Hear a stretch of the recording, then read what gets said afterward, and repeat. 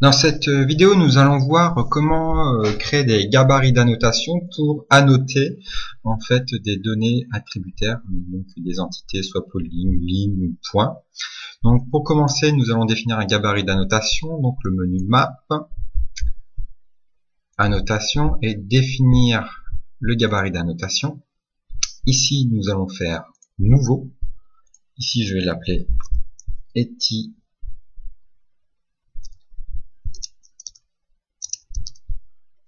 proprio et ident. Je fais OK. Ici, donc une fois qu'on a défini nouveau, on arrive dans l'éditeur de bloc. Dans cet éditeur de bloc, dans le ruban éditeur de bloc, nous allons cliquer sur annotation, modifier le texte d'annotation. Ici, il nous demande de sélectionner une annotation ou appuyer sur entrée pour en créer une. Donc je vais faire entrée. Ici, je vais mettre l'étiquette num parcelle et ici je vais pouvoir aller chercher la valeur. La valeur, j'ai le choix d'aller chercher une valeur, soit une propriété de l'entité, ou directement d'aller chercher dans la table de données d'objet. Parcelle et ici id. OK. On a la possibilité aussi de ce qui s'appelle en fait, on va pouvoir en fait mettre un préfixe avec une fonction Lisp. On ouvre la parenthèse str4 espace, ouvrez les guillemets et ici je vais l'appeler num espace, fermez les guillemets espace et on va pas oublier à la fin de parcelle de fermer la parenthèse. On choisit sa police, la hauteur, etc. le calque. Je fais OK. Ici, comme c'est une définition de bloc en soi, on va mettre le point d'insertion à 0,0. Entrée. Un double clic molette pour faire un zoom étendu. Ensuite, je vais recréer donc une annotation comme ceci qui s'appelle proprio, dont la valeur, je vais aller chercher dans la table parcelle proprio.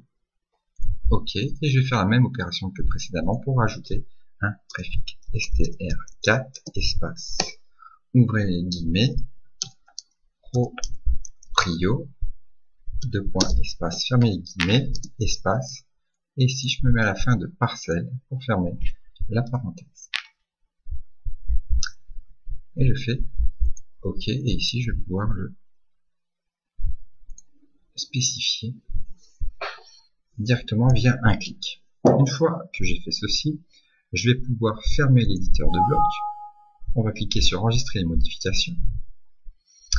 Dans cette fenêtre, nous allons dire le point d'insertion par défaut, on va le mettre au centroïde, l'échelle 1, la rotation 0. Vous pourrez choisir 4, donc je passe un peu sur ces différentes propriétés.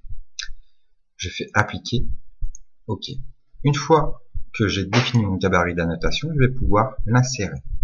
Map, annotation, insérer une annotation. Ici, je choisis eti proprio ident, celle que je viens de créer précédemment.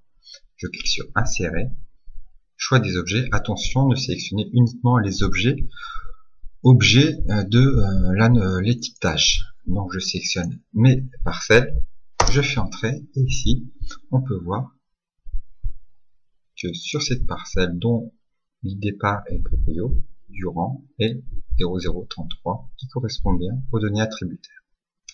Ici, on va pouvoir voir que c'est un dynamique, c'est-à-dire que si je change la donnée attributaire Martin, et ici je peux l'appeler pas Dupont mais Durand, voilà par exemple, avec un D,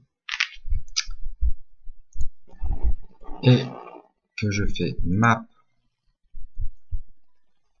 annotation, et ici je vais mettre à jour. Mettre à jour, je dis étiquette ident proprio, OK, et ici on va faire C pour conserver.